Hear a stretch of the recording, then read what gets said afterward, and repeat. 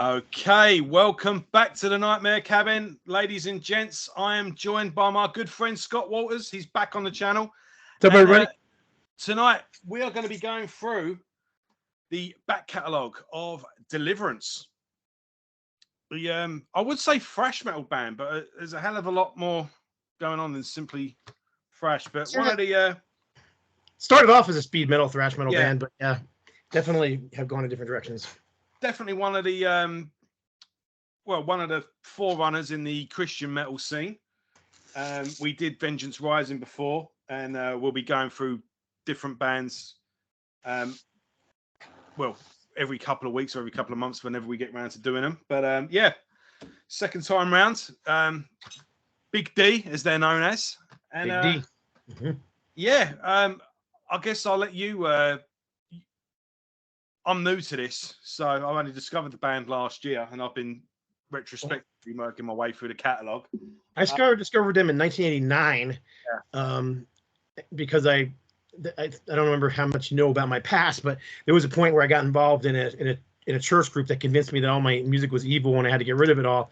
So I dumped it off on a record store, a lot of my records. But in the meantime, I used some of the money, a little bit of the money, to buy some stuff they had there that was Christian metal, because I thought that would be okay. And I bought this, this is a California metal compilation from 1987. And I bought this used, and it's got Barren Cross, Mastodon, Neon Cross, Guardian Hero, and Deliverance. And it's got this song. So there's a band called Mastodon on there. Yes, the first Mastodon, not the Mastodon everybody knows and likes now. This Mastodon is John and Dino Elefante, who were in Kansas in the 80s. Right. Yeah. So then it's spelled a little differently too. But in any case, so there's 2 demo tracks on here, but they were actually recorded and mixed for this album. So I guess they're not really demos, but A Space Called You, which sounds nothing like the Deliverance you know. It's a melodic, mellow, almost Striper-like track. And then this heavy thrasher called Attack. And I was like, that's awesome. That sounds like, I remember thinking it sounds like Death Angel at the time. That was what kind of reminded me of it. Kind of had that aggression to it with those melodic singing vocals over it. So anyhow, yeah, that was my discovery of them in 1989. They had been around a lot longer than that, but that was my discovery of them when I found out who they were. And from there, I immediately started looking for other stuff from them. So do you want to just start going through the catalog? Yeah, the demo though, the Greeting of Death. That's what this is, yeah. I think that's right. You've got that there. I've not got that. So, but there, yeah, I mean, that's pretty much essential to their catalog as well. So yeah, this cassette has been reissued. You can get it pretty cheap right now. I think it's like $6.99, but of course it's I think it's only available in the US, so it's the shipping's going to kill you. But yeah, I'm gonna be. But this one here is actually available in Europe, and throughout the world, through Amazon and a few other places, because it got picked up by major distribution throughout the world. So you should be able to find this one. I know it's on Roxx Records, and I know it's on. I think it might be on Boone's Overstock. And what I normally do, because the shipping, I just normally wait until there's a bunch of stuff coming, and then I'll just do one big bulk order. And yeah, that thing's been re-released a million times over. I mean, here's a CD version of it. Yeah, here's another CD version. There's another CD version of it. So, are a lot of the songs on that recorded for the album? Yes. Like depends on which one you're looking at, but the original demo, yeah, all the songs but 2 made it onto the first album. Right. There's a song in there called Speckled Bird, which is a goofy country music, just a spoof track, like a lot of bands were doing, like SOD and bands like that were doing back in the day. And then the song Greetings of Death didn't make the album either, but it did end up making the follow-up album. Did you get? And this is Glenn Rogers too. That should be noticed. So it's Jimmy Brown and Glenn Rogers were the 2 guitar players in the band, and they were the 2 writers. Did you get that at the time when it came out, or did you? No, my first introduction was that compilation that I showed you, California Metal, and then not long after I ended up getting a CD of the first album, which I still have that original CD sitting right here. So it's this one. So that's the first album. Awesome. And this is I've got the gold disc edition from Retrospective. Which, yep, that's an awesome version because that's the best sounding one, of no doubt. I think this is a great label as well, and I started buying albums from them, and I would always flip them over and put the original artwork in the booklet. But now I'm just like, no, I'm going to keep the barrier. I don't mind it. Yeah, I like the gold disc. It reminds me of those old. And I got my the card, baseball card as well. You remember they did a fantastic thing with the Nevermore. They sound great. This is the original vinyl version, which oddly enough was only released in Europe on vinyl. It was not released in the US. US, it was released on CD and cassette. Yeah. Really bad back cover. It's got the lyrics on it, but almost unreadable, and it's got some hard to see pictures. But yeah, it's been reissued a bunch of different times. Here's the reissue, one of the reissue covers. How many copies of that album have you got?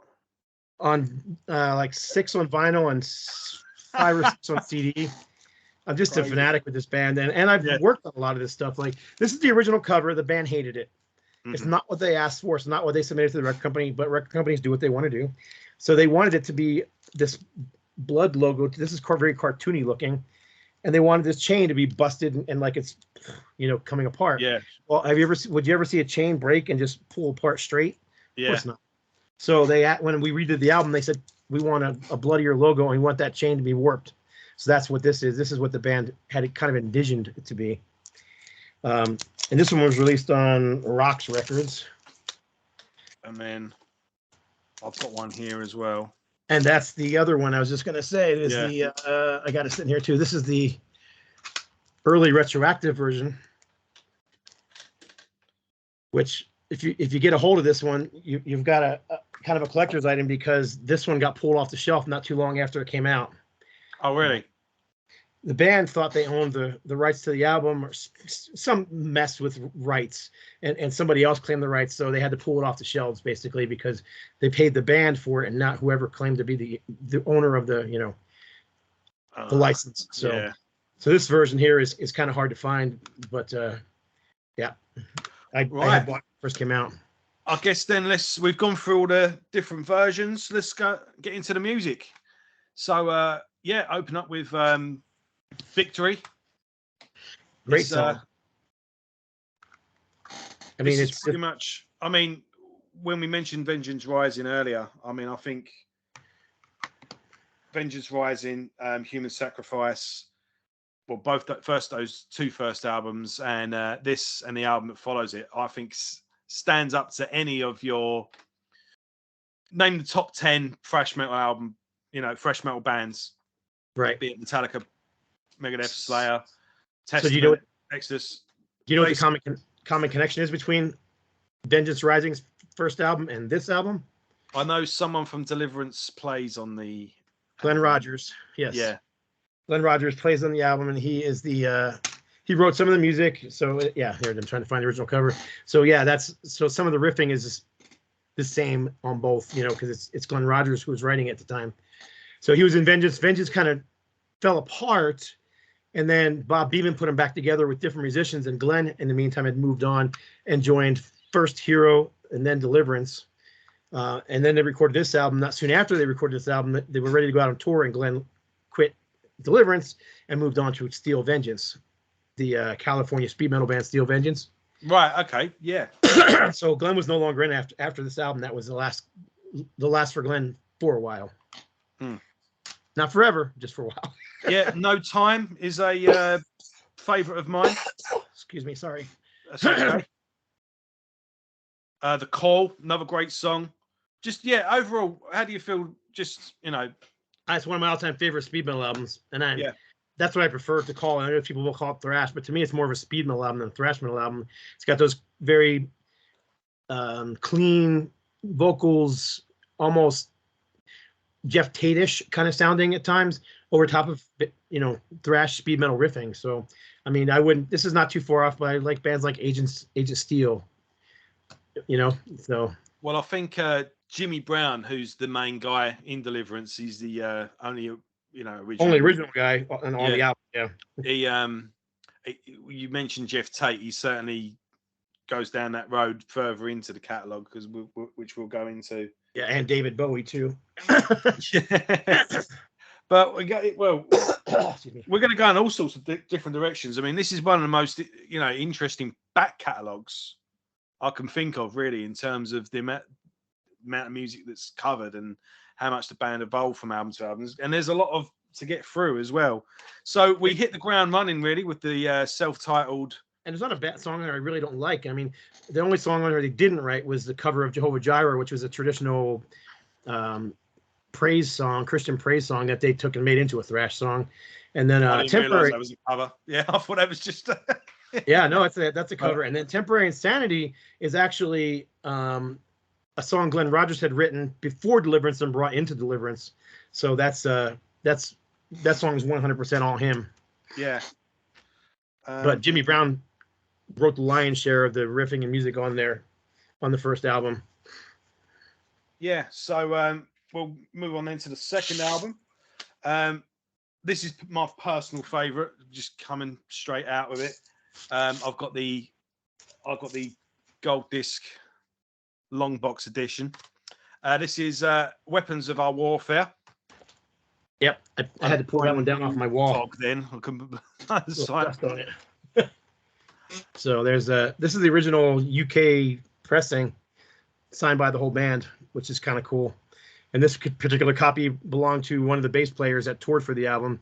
And he's like, anybody interested in buying this? Because I guess he figured I know a lot of people who buy records. I'm like, yeah, I know someone interested. Me, let me have it. So got it signed by everybody except him, because he didn't play on it. I think he was a little hurt that I didn't ask him to sign it, but he didn't play on it. I only wanted the guys who played on it to sign it, So I had him sign a different album instead. He played on the next. It's awkward when you go to a gig and you go to a band to get them to sign your CD, and the one or two who didn't play on it, you kind of go, no. I probably got 10 different copies of this one, not including, seriously, so many different versions of this thing, and I've worked on most of them. Yeah. I'm quite pleased with this. That came out really nice. I bought 2 of these by mistake. There was 2 in the box. I was like, they've sent me 2. And then I checked the bill and I was like, I thought they stiffed me for the postage, but no, it was my fault. I ordered 2 by mistake. I eventually sold the other one though.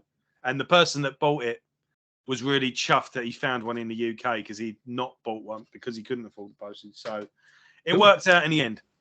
So yeah, this I actually got them some MTV play on Headbangers Ball. Lars Ulrich, when he was the guest DJ on MTV's Headbanger Ball, played this and said it was one of his favorite songs, the title track. Have you seen the video for the song? No. Yeah, I mean you can see it on YouTube. Check it out when you can. Oh yeah, yeah. It's a really cool video. I mean, it's what, 1989, 1990 when this thing was done. So, but it's pretty typical of thrash metal time. Lots of pictures of war scenes and mixed with live images of the band. But this is George. This is when George Ochoa joined. And there's George right there. So he produced. He became a producer. He co-produced this album with Jimmy Brown and co-wrote a lot of the music on here.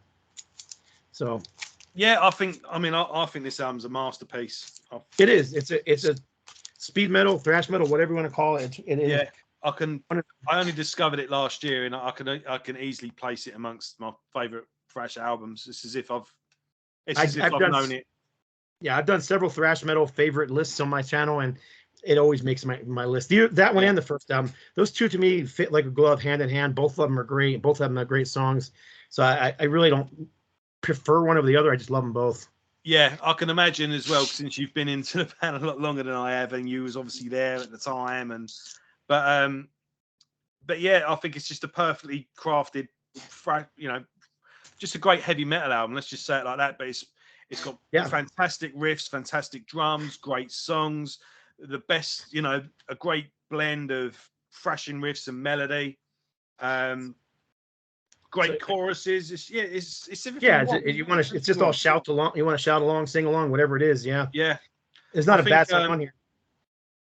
The fact that they set to music, Psalm 23, I was really impressed with as well. I'm always curious. It seemed like it was a theme. They, in the first album they did the Jehovah Jireh, and then in the second one they did they did 23, which Psalm 23, which is, so they had one on each album so far. You know, this kind of song that sticks out from the rest. That's kind of more of a worship song. Is that's the correct way to say it? I mean, still for heavy. those that don't know, the Psalms were originally songs, and we're left now with the words. So it's a book of poems. And I'm sure, you know, many people have tried setting them back to music over the years, and I'm pretty certain this had mixed results. Yep. But yeah, I think many anyone who wants to try and set them to music and pulls it off is a brave soul in my eyes, and yeah, they do pull it off on this one. So yeah, I'm trying to pick favorite songs out, but there's so many good ones. This Present Darkness is great. Weapons Solitude of War is a favorite of mine. Solitude's great. Flesh and Blood's killer. Slay the Wicked's an interesting song. That's a heavy thrasher, fast picking, fast down picking. That actually song was written by George Ochoa, because George, before he joined Deliverance, was in a band called Recon, and that Recon album ended up getting released around the same time as this. And Jimmy Brown played on the Recon album, and so there's a lot of similarities between that Recon album and this album. Have you ever heard it? No, I've never even heard of Recon. No. So write it down. Yeah. Recon, Behind Enemy Lines. You need that. Right. Okay. Yeah. It's very much the Deliverance album that's not Deliverance. Yeah, the missing album, the missing. Yeah, so Jimmy Brown's not singing on it, but the guy who does sing on it, he's got that high-pitched, soaring, clean vocal style that, you know, you would hear on like Fate's Warning or Queensryche or those kind of Agent Steel, those kind of bands, that high-pitched, clean style. So Recon, Behind Enemy Lines, came out at the same time as this. And Slay the Wicked, which is on here, was originally written for Recon, but ended up being recorded for Deliverance instead. I got to see them live 10, 15 years ago. They did a little reunion show. George and Recon was playing live, and Jimmy came up on stage during Recon, and they did Slay the Wicked together, and the vocals shared the vocals. It was the most cool thing I'd ever seen. Yeah, cool. I've just got I've got the album cover. I'm just looking up now. I'm putting that to the side, and I'll look it up. So were Recon Christian metal as well, or were they? Yep, same label, same everything. Intense Records, 1990, same producers. I'll be able to find it on one of the sites. Roxx Records definitely has copies, but for whatever reason, that Recon record it's got this like cult-like status.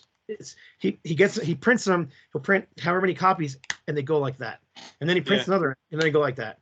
But he just recently did a new vinyl pressing and a gold disc pressing. So Roxx Records did, not Retroactive Roxx. Right. Okay. Cool. But this one actually got some alternate covers too. Have you ever seen that one? I have seen that one. Yeah, and I like that one as well. And then there's this. I've not seen that one. No. Which was that a live shot? Yeah. Live shot of Jimmy, and he autographed all the original copies. So, but it was a Bombworks Records pressing. So it's actually got the correct cover on the inside. Oh, right. Cool. But it came with the card on top of it. It's not a sticker. It's just a card that sits inside the sleeve on top of it. So I thought that was kind of a cool idea that they did. So anyhow, there you go. Number 2. So masterpiece. Definitely get it. Double whammy. 1-2 punch. However you want to put it. One thing. Then we have third album. What a Joke. Excuse me. Bless you. Big old sneeze. And and as per usual, I've got the gold disc version. Yeah. It gets a bit wobbly now for me. I'm going to be honest. Okay, now this album was there was a lot of infighting in the band. Yeah. About what direction they wanted to take. Jimmy Brown wanted to go in a more melodic direction and move away from speed metal and thrash. The rest of the band wanted to do speed metal and thrash. So, and the label was pressuring them. We want an album now. We need an album. We need an album. Come on. Weapons of Our Warfare was still trending. It was still selling. It was getting some MTV play. So they wanted something new to sell. So they rushed this album out. And then you kind of get this hodgepodge of really good songs. And then like, what were they thinking? Yeah. This is what I was going to say. It starts off really well.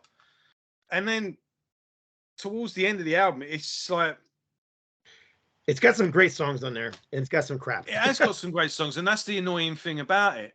Like I love It's the Beat. Attack is killer. It's the Beat actually features Roger Martinez from Vengeance Rising singing on vocals on that. Prophet of it.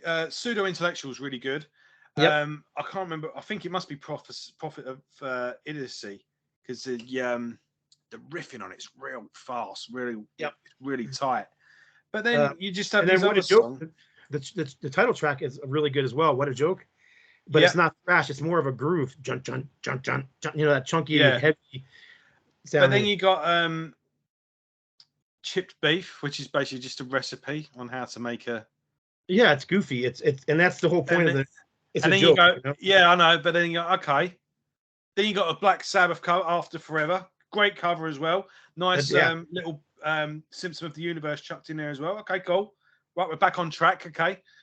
And then, just later on, you got these like 10-second songs and. Yeah, Happy Star, JPD. Then you got Phrase like what, 10 seconds long? A cover of Silent Night. Which is, it's kind of cool. If it would have been, Silent Night would have been a cool track if it would have been released like as a single or as a B-side, as something. Yeah, it's just not on the album. It's like the album just keeps starting and stopping, and it just And if you said, look, they put these two albums out, split up, and then this is the odds and sods that was left over, I'd go, oh right, cool, it completes the collection. But the fact that it's the third album after these two, it's just a bit. Yeah. Wonky. But my favorite song in here though is Attack, because that's the song that was on that. That was the song that was on that compilation. That was on the demo.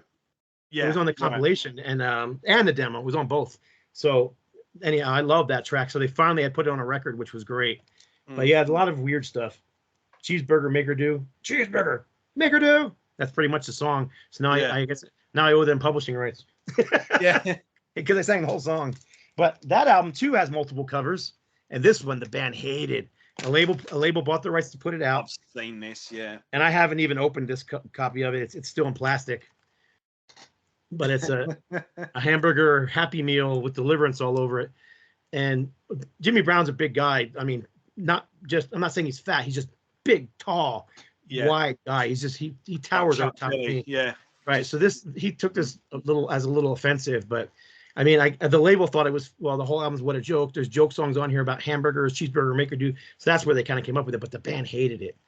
It was really, they were embarrassed by it. So this thing's kind of out of print and hard to find, especially with the guitar pick in it. I don't know if you can see that guitar pick or not. I can't tell where. It's always funny as well when a band doesn't like the artwork of be it the original release or a limited edition release or something in the album, the label, and then that artwork that they hate always becomes the collector's edition. Or if they change it, everyone goes, no, I like the crappy one that was before. So it's actually got. It's funny because books and movie posters are always reissued, chopped and changed all the time, but album covers have to stay the same. It's funny, isn't it? This one has a bonus track on it too, which is bizarre. It's got a song on there. It's an instrumental. It's called Strings of Sorrow, which is Jimmy Brown, but Jimmy was doing some work with some rap bands, not metal, just rap bands. So it's a band called 12th Tribe, which is just pure early 90s gangster rap, whatever you call it back then. And that is off of that album, and they put it on this Deliverance album as a bonus track. So it's a little bit bizarre. So it is Jimmy, but it's not. It was never recorded for Deliverance. Right, so 12th Tribe. Keep a note of that, folks, watching this, because we're going to come back to them. Before we get to the next, did the band? There's going to be a bit of lineup changes now, I believe. So I don't know. Yeah, but before we get into that, let me real quick show this, because I pulled these to show. So after Glenn left Deliverance, and then he did Steel Vengeance, then he joined Hyrax and recorded this masterpiece. This is one of my all-time favorite thrash albums. And if you listen closely, there's one track on here. And I can't think off the top of my head. There is a very blatant and very purposefully put Vengeance riff on there. And he did that on purpose to let people know it was him, and he's still there, still kicking butt. And he didn't change it at all. He wrote the song originally, so it was his riff. But it's pretty cool that it's on a Hyrax record as well. Yeah. And then soon after that, after he was recording a few albums with these guys, then he recorded with Heretic, and he recorded this gem. Yep, I've got that. Atomic Crisis. Yeah. And then he's been now he's in Primal. This is their first album, and they just released their second album. It just went on sale this past weekend on vinyl and CD. the second Primal album. And Cool. and it's funny because the guys in the band are the drummer is from Hyrax, the bass player is from the Steel Vengeance days, the singer is from Logos V8 from Argentina, and then of course Glenn. So it's like this mixed match of all these guys he's played with in the past. Primal is cool. I've got to anyhow. If I can find that now. Yeah. The Primal. Yeah, the Primal is it's really good, but some people don't like the vocalist because he's got a very obvious Latin. What's the word I'm looking for? It's there. I've got it.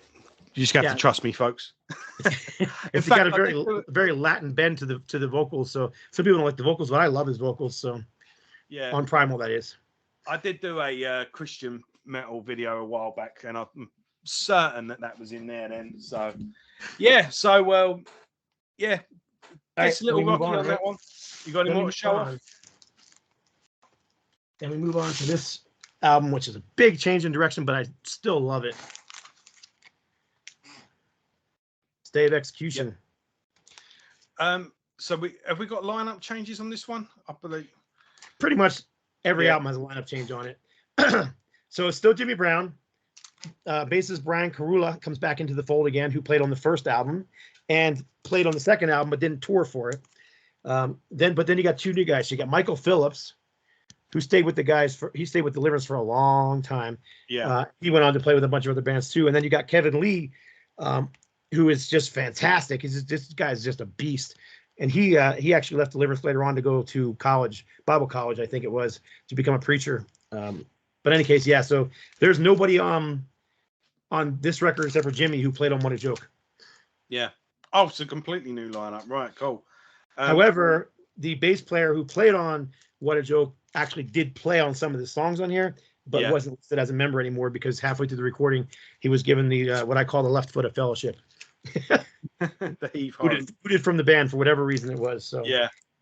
But anyhow, and this one has multiple covers as well, but not as noticeable. Well, I've got one here. The on the inside cover of.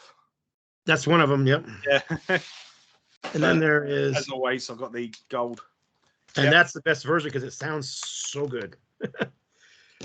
But I mean, it's not a huge difference, but this is the original pressing, although mine's autographed by Jimmy, so that's what all the scribbling is on top of it. Yeah. But then it was re-released several times, but for whatever reason, the original had pink everywhere. I don't know how well that's showing up, but all the text is in pink, all the drop shadows are in like this pink, which is really ugly. So anything after that has been in green. So only the original pressing has the pink. Everything else is green text on it.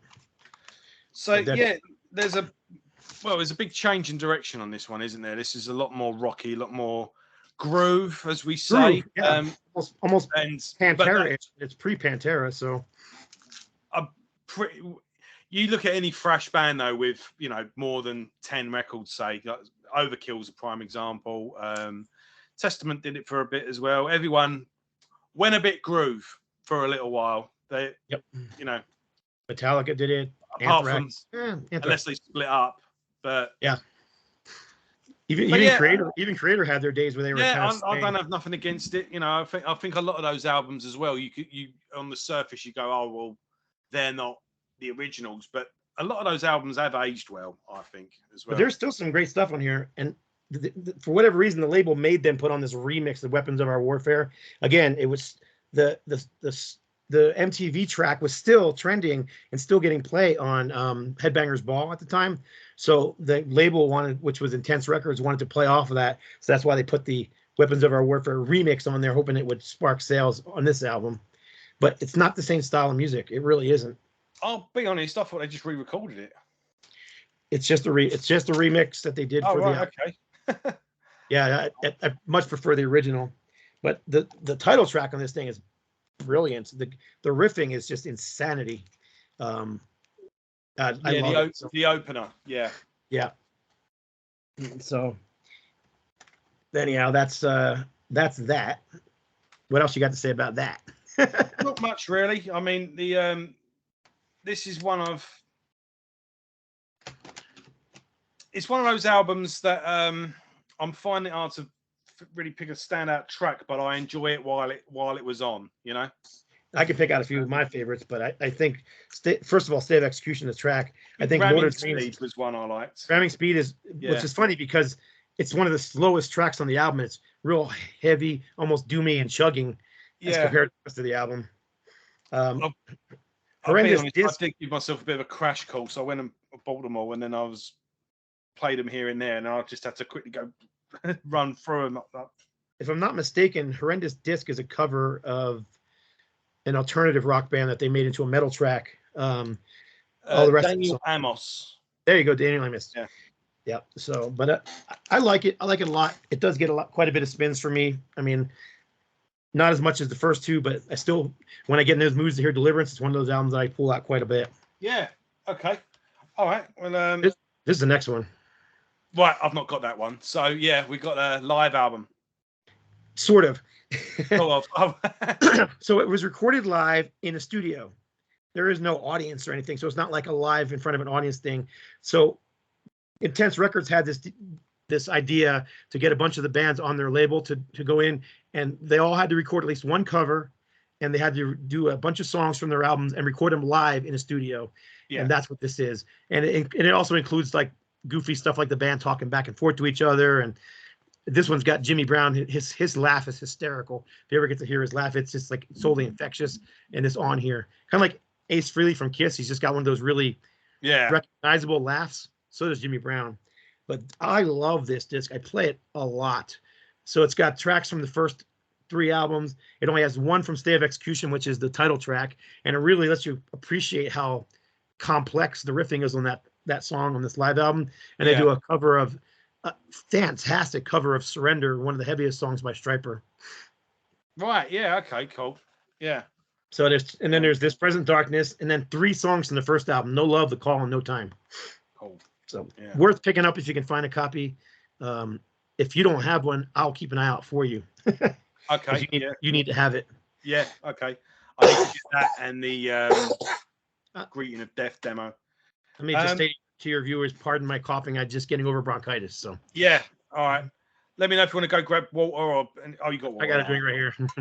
Right. So there's no getting away. Right. Yeah. We're move on then to Learn. Pretty much picking up where the last album left off, really. Yep. Musical style wise. Going more into the groove, more into the a lot more melodic, a lot more clean vocals. Yeah. Very Queensryche vocal style. You can definitely tell Tate was a big influence on him. Yeah. I think if you blank out the early thrash metal albums and just take this as its face value on its own merit, this stands up just as well. I agree. I think it's a fantastic album. It's just not thrash metal. So if you're expecting Weapons of Our Warfare or Deliverance or even What a Joke, you're not going to get it. It's definitely more groove oriented and has a I wouldn't even compare it to Pantera. It's more melodic than Pantera ever was. Yeah, definitely. But yeah, this is one of those albums I put it on and I love it from front to back. And once again, they do one cover song on here, which I believe also was a Daniel Amos song, Sanctuary. And it's one of my favorite tracks. Oh, yeah, the closing track. Yeah. Oh, I didn't realize that was a cover. I mean, that's one of the standouts for me. Yeah, and you never know it was a cover unless you knew it, because it doesn't sound like a cover and it fits the album perfectly. It sounds like a Deliverance track, but it doesn't sound anything like the original. So if you ever go back and listen to the original, you'll be like, no way. I mean, it's not even close. Oh, but it says here, I'm just looking at written by Terry for his alternative rock band, Daniel Amos. Yep, there you go. So Terry was in the band. Terry Taylor, who was the producer of this, I believe. Right. Oh, okay. That's the connection then. The Rain, I think, is one that stood out for me. And 1990s, like super heavy. It's got to be down tuned because it's just such a heavy, just a heavy riff. Learn, same thing. Reflection is very melodic. Desperate Cries is a standout track on here too. It's a great album. It's got a kind of a bland cover, but I don't actually mind it. I've seen far worse. Oh yeah, no, I don't mind it. I think it suits the music. Actually, I think the tone of the album's suited quite well by Yeah, this is the original pressing. This is the vinyl repressing, which thankfully I actually got to do the artwork on this one as well. A lot of the Deliverance repressings, I've been lucky enough to be able to work on them, so to do the artwork. Yeah, I guess you've been listening to them non-stop during that time as well, because you must have, did you deal with the remasters and stuff like that? I listened to because I have to listen to the remasters, and so I listened to quite a bit. So then that was the end, I believe, the last album they did for Intense Records for a while, and they released this X. What's that? A compilation or? This is a compilation with a few new tracks on it. So you can see on the back cover. I can't see myself, so I don't. Hopefully, I'm not getting too much glare, but you can see all the album covers up to that point. Yeah. But there is a track on here called where is it? Rescue, which was recorded for the Weapons of Our Warfare album, but left off the album because George Ochoa felt that it didn't fit the style of the album. It was much more melodic than, much less thrashy than the rest of the album. What was the name of that song again? Sorry. The name of that song is Rescue. And so I think I've got that on this one. Yes, it should be on there as a bonus track on there. So that was recorded for that album, but it originally no one knew about that track until this came out, and it was first released on this. So terrible artwork, and there's never been reissued. This is literally the only version of it out there, cassette and CD only. Right. So then they signed to a new label. I'm guessing another lineup change. And then we've got River Disturbance. And that album, this is the original cover, original pressing. You've got the repressing that I know sounds fantastic. It's got a far better mastering. That one's got an alternative cover as well. Have I got this in the right order? What times does Camelot? You got it. Yeah, you got it right. Yeah. Right. And this time things get shaken up a bit more. This time we're very, very groovy, shall we say? Bit of a. In fact, no. Is that the later album? I'm getting confused now. No. You're right. Say this one's got a bit more of a hardcore feel to it. No, it's got a very much of a melodic heavy metal Queen. I mean, it's huge Queensryche influence on this album. Huge Queensryche influence on it. Yeah. No hardcore at all. I'm getting confused with As Above, So Below. Oh yeah, definitely. Yeah, this album. We'll come far more melodic. The label they were on, which was Brainstorm, was pushing them to get this album out.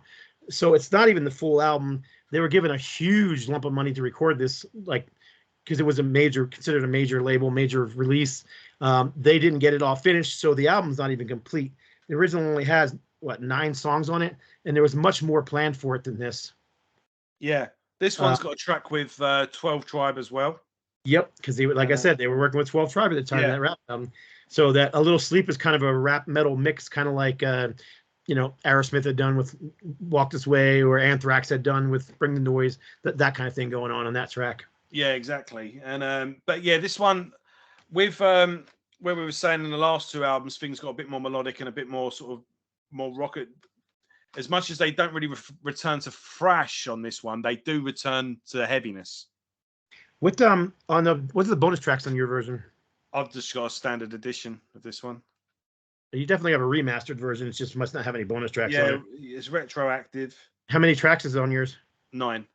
Okay, 9 on this one too. Because this version here has 3 bonus tracks, which I don't know who did the artwork on this. It wasn't me, but I can barely read it, which is unfortunate. But the bonus tracks are actually pretty good.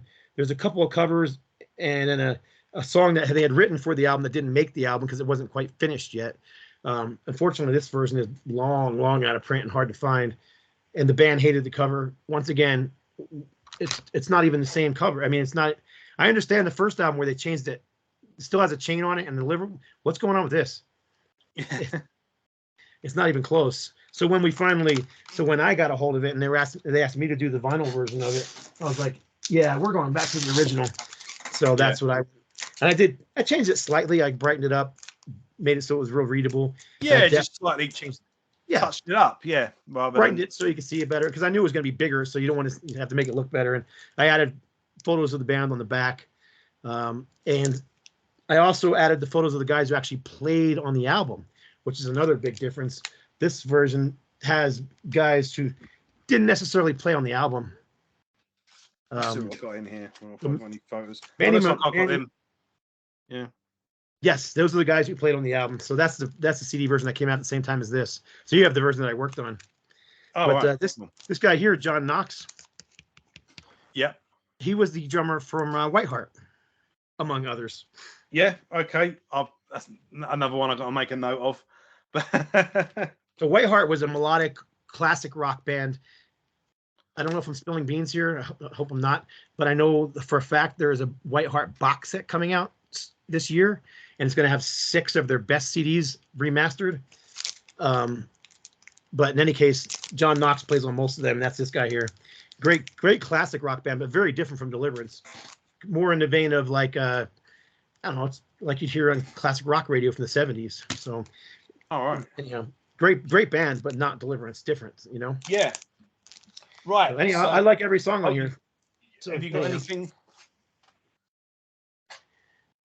So next we have, what do you have next? Camelot in Smithereens. Now, I'm going to let you take the lead on this because I've only got one edition of this, and that's this one. Okay, so that is is that the 3-disc version? Yeah.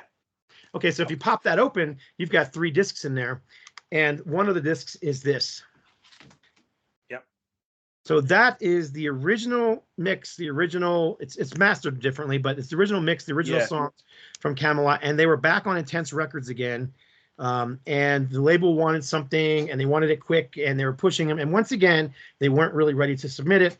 And then what they wanted to submit, the label wouldn't pay for. They wanted it to be a double album. They had this concept story with all these like little bits of music. They wanted to connect the songs together, and none of that happened here.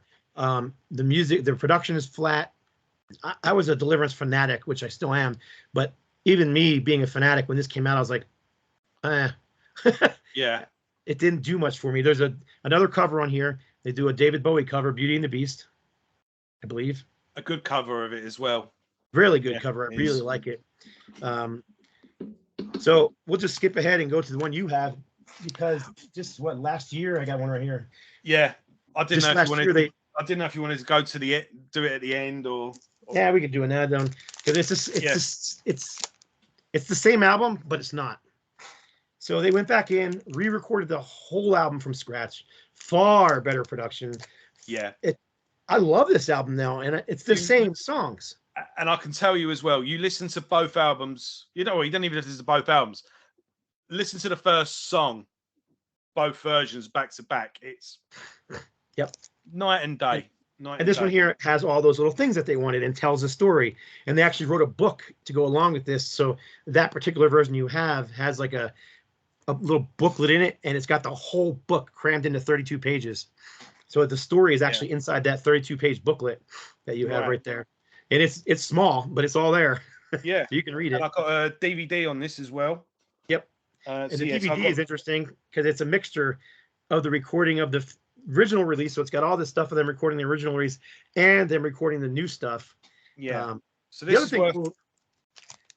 definitely worth picking up. So just you got the original album, the whole re-recorded, revamped edition of the album that it's meant to be, which was last year, a DVD telling you everything you need to know, and a booklet which lays out all the story. Yep. And it's just a great album. An album that I didn't previously care for all that much. I've played a million times since now. Yeah. So it's just that much better. And for those that are uninitiated and aren't familiar with a band, I would say, as much as the first 2 albums are classic, this is just as good a place to start. And if you're a fan of Queensryche, definitely. Yeah, any of that kind of melodic heavy metal, even like if you like bands like Agent Steel or Power Mad or that kind of thing, you're probably going to like this too because it's got that heavy guitar crunch mixed with it. So yeah, great album. Far definitely better. Get this version. Definitely get the new version. Get that version. Even if you just get the standard edition, just the 1 disc edition of this. I do. I have both. Here's the original vinyl too, which I mean it's a reissue. We would never release. Listening to this edition as well, it jumps out just how good the songs are as well. Yeah, because you just don't appreciate it as much. It's amazing how much production value and recording quality can change your perception of an album. Yeah, Make My Bed in Hell is a standout for me. Somber Theme, and the closing track as well, In You. Yeah, great stuff. Again, back to what we were saying at the beginning with Weapons of Our Warfare. Great riffs, great drum. I'm a big fan for drummers as well. Big choruses, hooks, melodies. Yeah, everything you want. Two ends of the spectrum, but everything you want. And a bit of trivia on that new version. It also features all the old Deliverance guitar players playing lead guitar. So you've got Glenn Rogers playing lead guitar on that album. You've got George Ochoa from Weapons of Our Warfare on that album.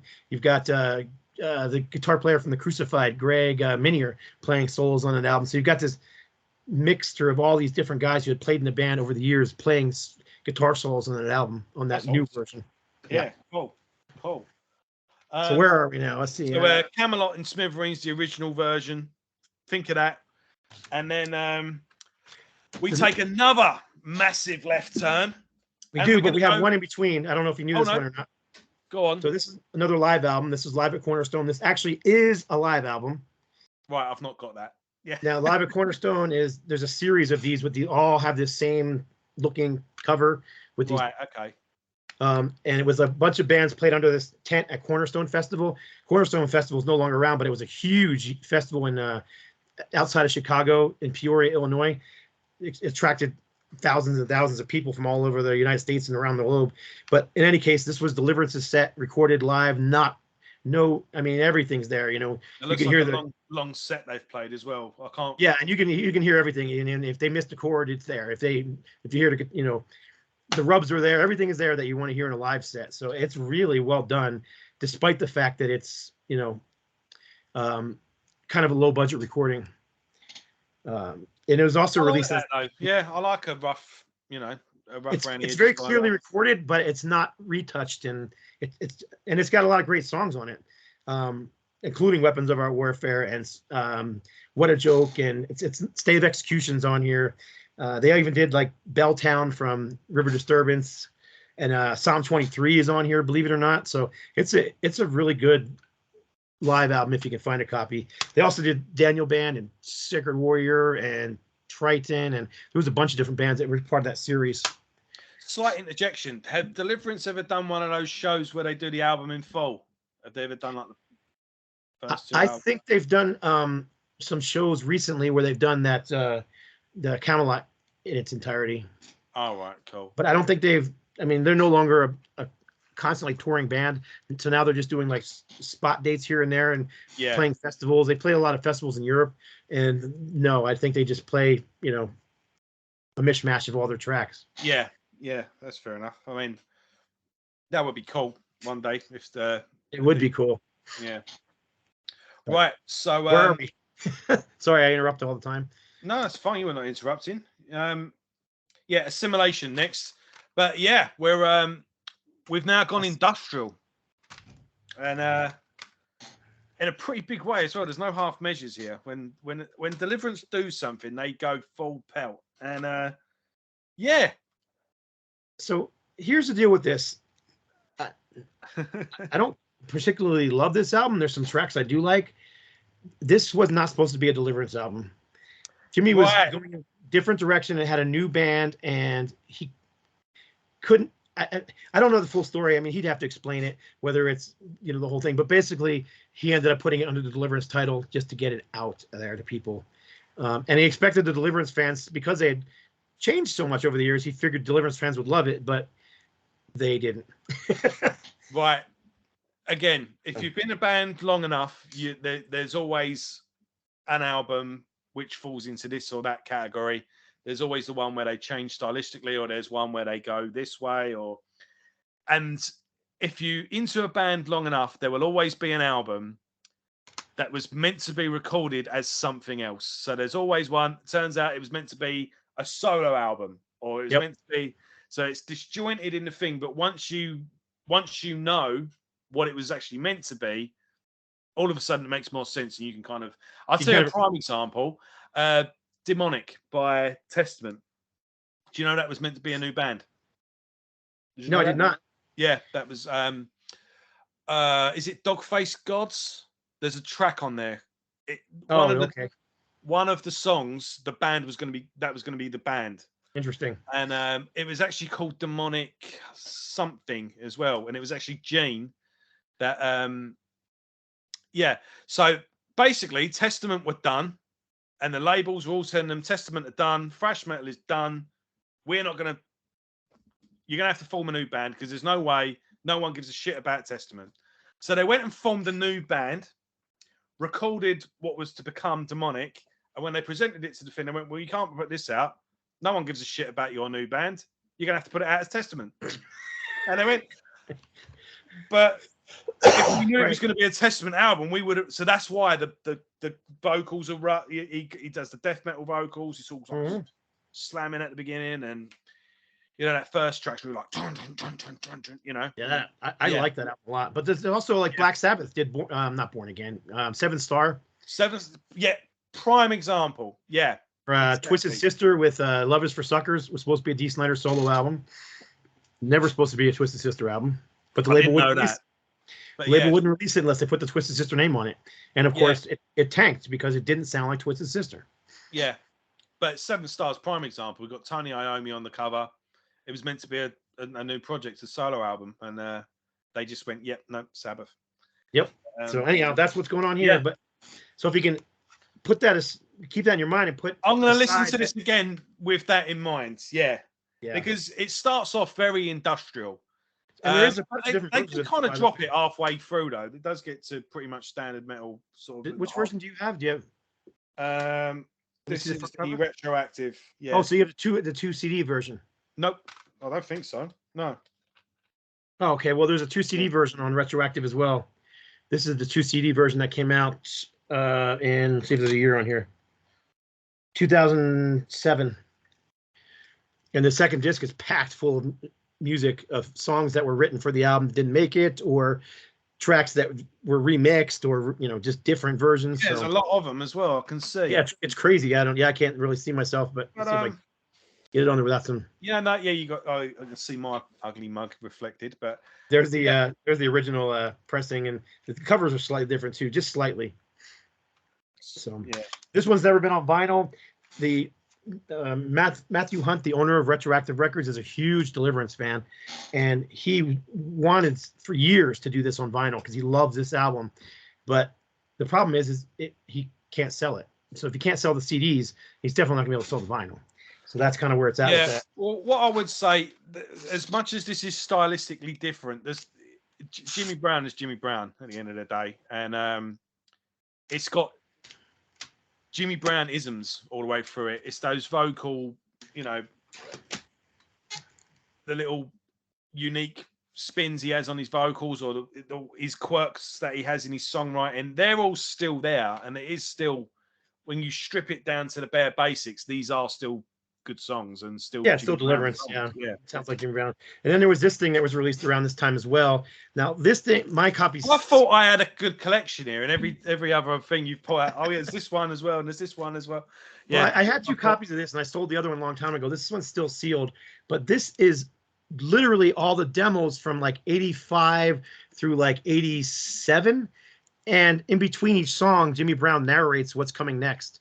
But when I say these are demos, some of this stuff is like live in the, them jamming in their basement stuff. It's raw, raw cool, stuff. Actually, I wish more people would do that. Normally, you get with a compilation like a best of or odds and sods collection. You've got like in the booklet, you've got the people doing the liner notes explaining the songs and whatnot. But a spoken word introduction would be it's kind of neat.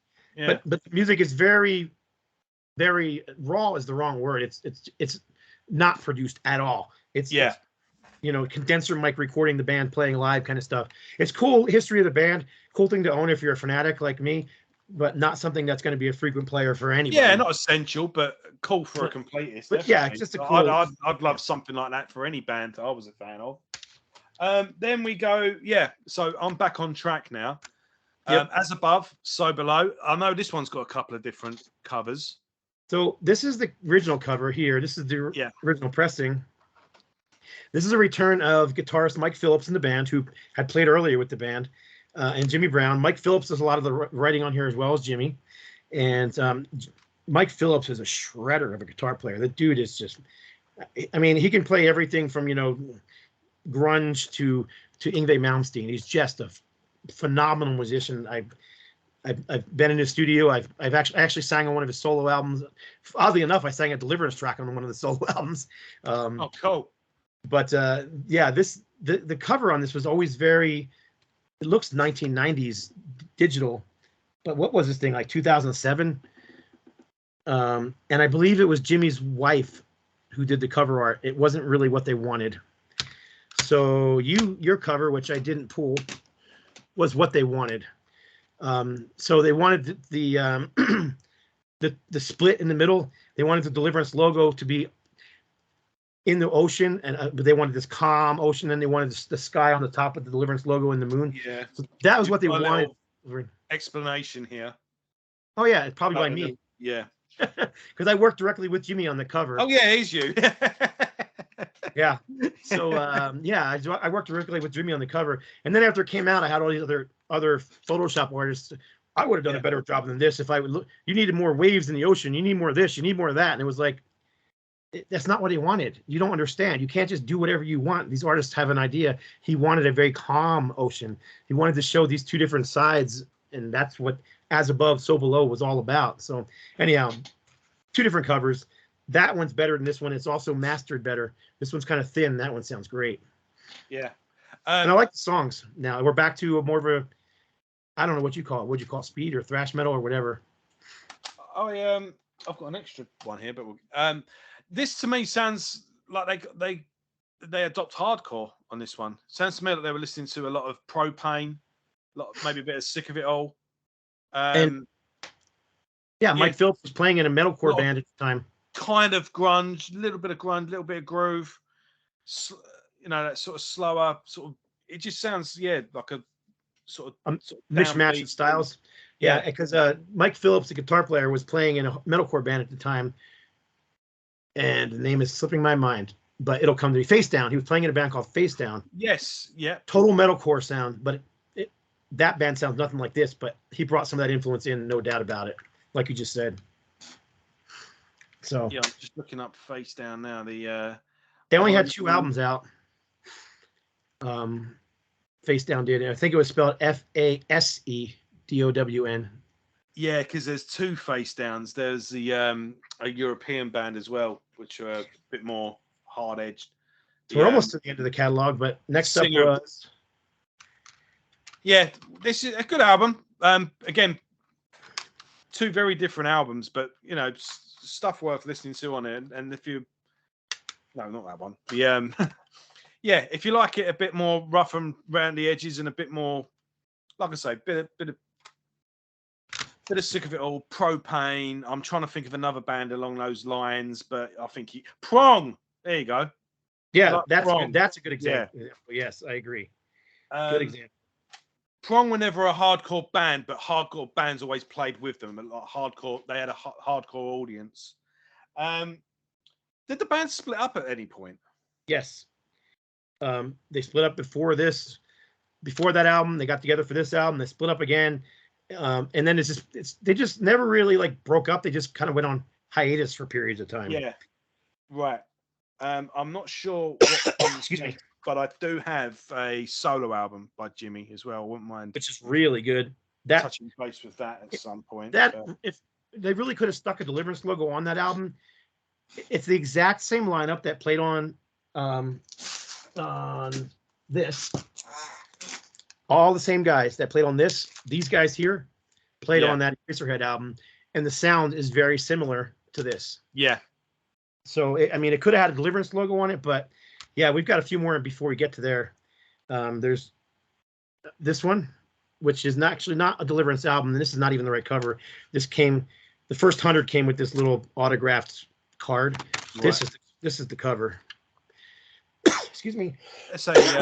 This is a tribute CD, 2 discs of bands playing Deliverance tracks, but Deliverance plays tracks on here as well, and does tributes to themselves. And then Deliverance members play with other bands on tracks on here. I sang on 2 tracks on here with Mike Phillips, and interestingly enough, those 2 tracks, it's actually just Deliverance with me on vocals. So that's cool. That's cool for you. Out. Yeah. So they did What a Joke and It's the Beat.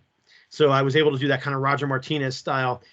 I really dislike the version of What a Joke we did on this, because at the time, it was that time when like guitar solos weren't cool. And you remember that during the 2000s so they took all the guitar solos out, and that What a Joke, that, you know, that hook, that guitar hook that's in there, wah, wah, wah, wah, wah, wah, you know, what they do with the guitar with that wah, it's gone. It took it out of the song altogether. I'm like, what happened? Yeah. So there's a 7-inch single, which I meant to pull. I'll go grab it in a second, that has the version, the correct version on there with all the guitar solos and guitar work on it. But anyhow, this is cool if you can find a copy. It was on Roxx Records, 2010. I've seen that. I didn't realize Deliverance members were on it. I just thought it was a compilation of just people doing covers. Some of it is just band covers, but a lot of it is, and some of the names aren't even real bands. Some of them are just like Deliverance guys playing tracks. You know what I mean? But yeah, Deliverance, actually, the first 2 tracks on here are them getting back together and recording a couple songs on here. And then some of the songs under different names are like I said, you know, me and with Deliverance playing, me singing on with them playing the music. So yeah, cool. I mean, I'm glad I got you to do this, because you've covered so much more ground than I would have. I just got the basics. I forgot about this too. It's another version of another one of those. The first 4 years, more demos with narration on it. There's a couple of these out there. All right, I'll keep an eye out for them. Yeah, this one's called The First 4 Years. There's a few of them out there. I didn't realize I had that. And the next album, do you have the next album? Yep. This is Hear What I Say. I think this album cover sums up the last couple of years pretty well. Yeah, it actually does. I got a couple different versions of this one. I've got the radio station version that came out free album, which was kind of cool because it's got all the tracks on it, but then it's got like other remixes and stuff that never was on anything else. Yeah, it's been kind of weird, and there was only 100 of these pressed and sent out to radio stations. I think this album's awesome. I think this is everything you've got here.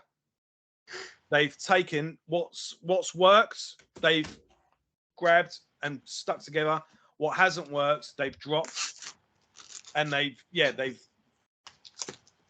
not even that they've dropped what hasn't worked. What hasn't worked, they've corrected. Like they've just taken a mission. They've just melded together everything that all the ground that they've covered and put together a balanced, modern Deliverance album on this. And it's a great collection of songs. Great riffs. I would say if you're into your sort of bands that aren't quite metal, but too heavy to be classed as rock. So say something like Seven Dust or someone like that. Bit more modern, bit more. You just see where I'm going with that? Yeah, but it still has that metal edge, and there's still the guitar solos. Yeah, it's still got the crunch, but bands that, you know, you wouldn't say Seven Dust would just flat out metal, would you say? No. But I do love Seven Dust. Yeah. And another cover on here too. Yes. Hope Lies Beyond. I can't remember the bands though. Last track, Where Eagles Dare, Iron Maiden. Of course. Yeah. I don't know why I didn't. And they did a great version of it. And Jimmy's vocals fit perfectly the song, so really like it. So and then you've got there's pictures of the band members, but you can see Manny Morales, who's played on most of the Deliverance albums up to this point on bass. He's just a monster. Jimmy Brown. But then you've got that's Mike Phillips, again, the guitar shredder we talked about in the last 2 albums. So he's played on a lot of those different albums. And then this is the first time this drummer has ever played on it, and he lives in Australia. He's actually the original drummer from Mortification, who went on to play with Paramecium and then with Horde. Cool. So that is right. Yeah. Yep. So this was all obviously recorded remotely because he never came to the United States to record. And I got lucky enough that I was able to do the layout and design on this one too. Yeah, but this is one of the heavier albums, but also all the melody and all the hooks and everything that you want is still there as well. Yeah, just perfect all-round balanced album, really. Yep. And then we had many years in between before this next one came out. Yeah, so there was a bit of a cool backstory to this one. This album was actually crowdfunded, I believe. Originally, it was. Yep. Yeah, I've helped crowdfund a couple of albums, and I've always been happy with the results. Happy to be involved with it. I did a couple with Flotsam and Jetsam that they were really cool about, and sent out signed copies. And I've done Deliverance, getting a bunch of different bands. It was a controversial topic for a while. It used to really divide opinion, and I didn't see what the problem was, but some people got a bit. Especially when they're offering nice rewards for your money. If they're giving you something for your money, then great. There are some bands who would like, for $200, you get the album. It's like, well, I'll just wait for the album to come out and buy it when it's $20. Yeah. Because there was some bands that I loved that I didn't do their crowd because of that. They were like, for $200, you get a one of our boogers and a record. And I'm like, yeah, I'll just wait till that album comes out and then I'll buy it. And that's what I did. So. Yeah, I'm just looking for an album now, but I can't find it. I always bloody. But yeah, I got for £25. I got the album, signed poster, a patch, and a T-shirt. Like, right on. Yeah, £25. You can't argue. They did this kind of stuff with this too. So yeah, but here we go. Anyway, the Subversive Kind. And this copy happens to be autographed, but I did get to see the band play on that tour and managed, because I was so good of friends with Glenn Rogers, the original guitar player from the first album, who played with Heretic and Primal, and he's back in the band playing lead guitar again. So because I'm friends with him, I got to kind of do a little bit of roadieing for them when they played a show. So I got the set list and pictures of them signing my copy and all that kind of goofy crap, because even though I know these guys so well now, I'm still a big goofy fan. So, but this is a return to thrash metal, no doubt about it. However, I really wish Jimmy would have let Glenn Rogers do a little bit of the writing, because I think it's almost got a punk delivery to it. The songs are short. There's no like introductions, or there's no like big breaks, or a lot of change up. The songs are short and in your face, fast thrash metal. Yeah, the entire album is 31 minutes. So yeah, this is just no frills, straightforward metal. And apparently that was kind of on a Jimmy addressing like a fans request. Basically, people wanted to see a return to the first album, basically. So let's just give them what they want. And yeah. So this album and the Eraserhead album that you showed earlier came out around the same time. So it was So it was basically two Deliverance albums that basically came out at the same time. And they changed the name of the other one to Eraserhead because, again, the fans were wanting the thrash metal, and the other album came out under his new band name, Eraserhead, which apparently he's working on another album with now. So, right, can you tell me as well, because I've not got it, because I was going to order. Jimmy Brown's got a. I just hold this up so he got some in a reference, but I thought this was a solo album called Eraserhead, but.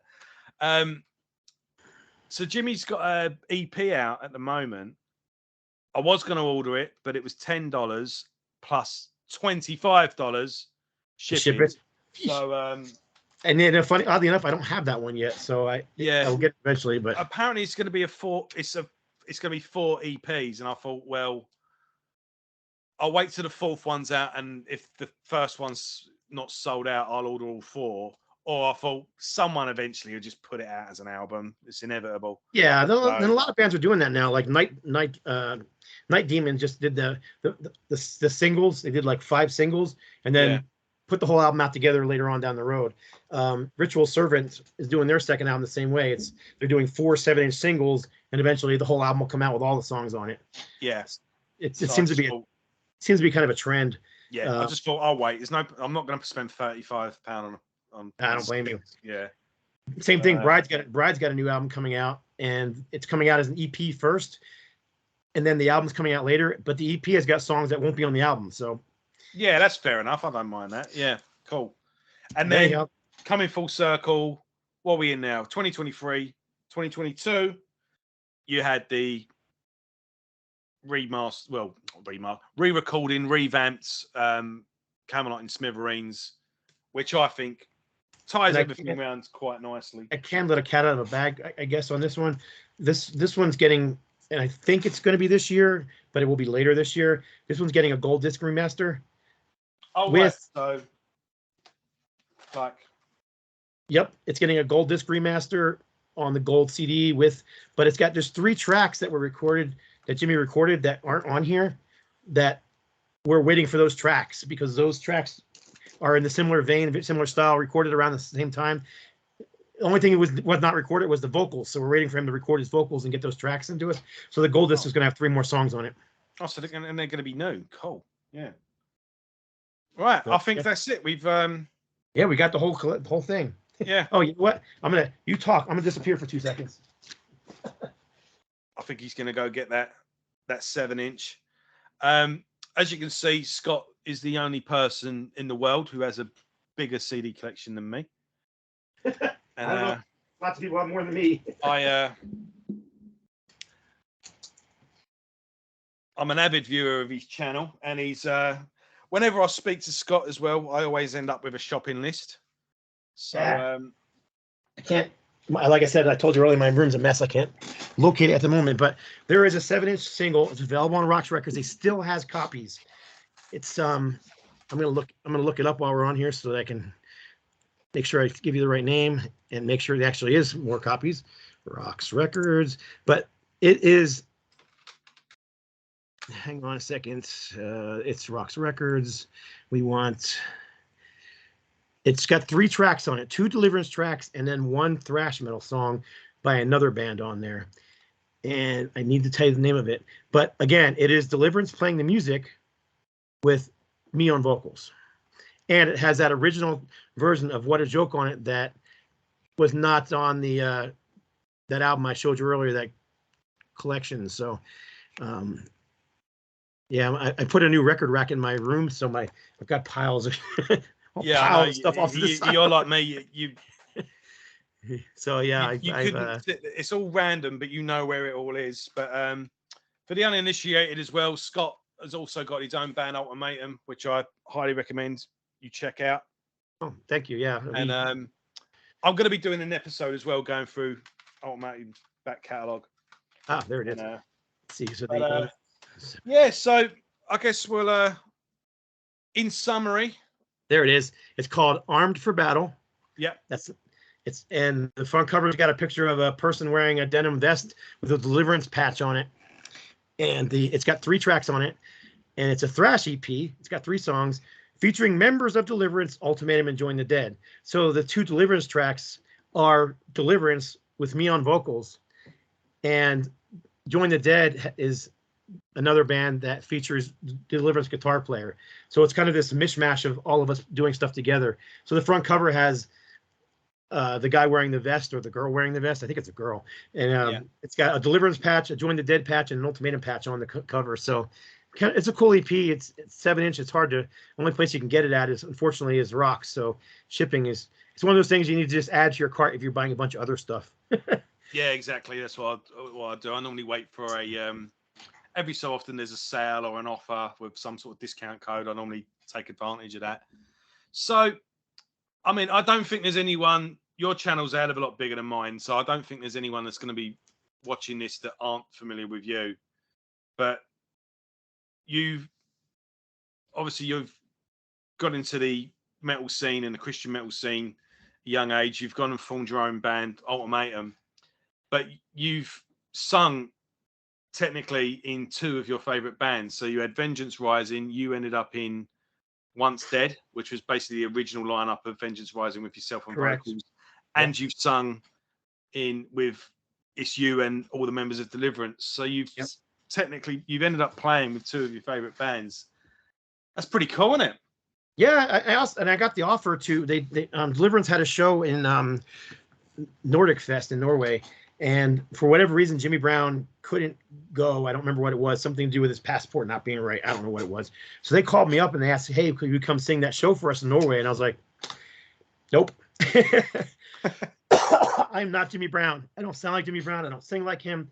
So I recommended another guy who I knew sang like that and had that kind of Queensryche-ish style, and they ended up using him, and apparently he did a great job. So it would have been weird to see Deliverance without Jimmy, though, because I mean, he is Deliverance. But regardless, they did their thing and they filled it, and I was just honored to be even offered the show. So, but yeah, I just got to be honest. It's not singing for Vengeance and singing for Deliverance, man. That's just not the same.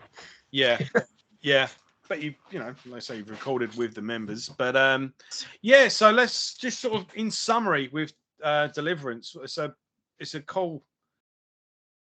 It's a complex, diverse, ever-evolving collection of music, and I think it's pretty worthwhile. I would probably say my favourites. You got to start with the first two. You got to get Deliverance and Weapons of Our Warfare, and then definitely get Camelot and Smithereens, the new edition. Yeah, I think it's officially called Camelot and Smithereens Redux. Yeah. And I think, if I'm not mistaken, you'll have to double check. I'm fairly sure this CD and vinyl is available in Europe on Amazon. This one. Yeah. What was it you mentioned earlier that's available now? Yeah, the Greetings of Death demo. I'm going to check that out because. But yeah, I think the vinyl and the CDs should be available it's also available in some stores out there and in some online shopping places, like Helmets Company. Germany, big metal distributor in Germany. Anyhow, it's available on. No, yeah, huh? No, not Nuclear Blast. Not that big, but anyhow, but it's definitely available on Amazon out there because Retroactive Records got picked up by a major distributor, and their stuff is pretty much available. I'm pretty sure if you go on the website, there's links to this and that. Yeah. But yeah, first two are essential, and then for me personally, next up favorite Camelot and Smithereens, and then for me as well, Hear What I Say is. That's a great album, and I love the cover art, even though I didn't do it. I think it's great cover art. It's actually the same guy who did this one, same cover artist. Yeah. So, what about yourself? Favorites? You pretty much matched mine. I will add, I really like River Disturbance a lot. Even when it first came out and people were disappointed with it because it's not as heavy, I was like, stop trying to compare it to the first two albums. Just listen to it for what it is. And I think it's a fantastic, melodic metal record. Yeah. And hopefully Jimmy's doing his solo thing now where he's got this series of EPs. Go check them out. Hopefully Deliverance as well. I've got some more. Yeah, Deliverance. I believe shows in them at least, and I think they're going to run to do another album too. At least I talked to Glenn quite a bit because he's a really good friend of mine, and Primal is signed on my little label for U.S. distribution. So I'm pretty sure Deliverance is not done, and there may be more Deliverance coming. Awesome. And what about yourself, man? You got anything you want to promote? Anything you got coming out? Anything you're doing with your little label? And yeah, I've just released 4 new albums this past weekend. They're available for pre-order now, vinyl and CD. So we've got Primal, which is a band we talked about already. So if you're into that first second Deliverance album, it's very much in that style. The singer is very different. He's from Argentina, but he's used to sing in a very popular band called Logos and V8. We've got Avenger of Blood, which is brutal thrash metal. I actually have one of the stickers here for that one. There you go. And that is thrash in the vein of like Sodom and Creator and excuse me, early Slayer and that kind of thing. Then we've got Absalon coming out. That just came out. That is a very, very dark album. It's like if Queensryche played dark metal. Okay, sounds with symphony stuff, with the symphonic stuff in the background, and it's very dark stuff. But the vocalist is a dead ringer for Jeff Tate, and he'll tell you Jeff Tate's one of his big influences. So Absalon, and then the last one is a band called Reptilian, and their first and new album, and it features W.K. Rhines, the guitar player formerly of David Wayne's Reverend.